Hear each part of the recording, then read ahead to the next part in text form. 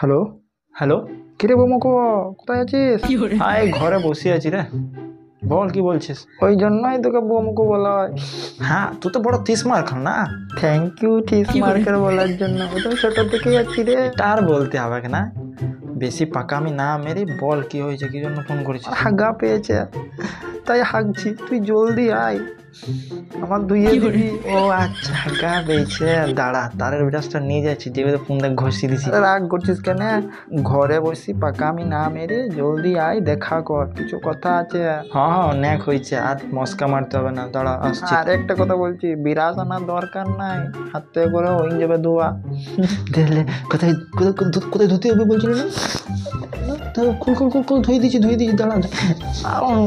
কিন্তু হয়ে গেল, বিরিয়ানি খোয়া এবার। এখন হাগা বন্ধ হয় নাই, আর বিরিয়ানি খাবি? হ্যাঁ, খোয়াবি।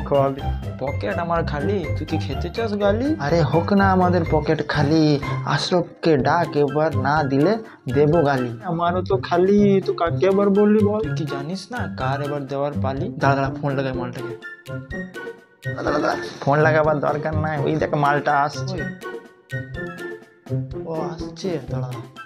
ওই দাঁড়া, তোদেরই বলার আগে আমি বলে ফেলি।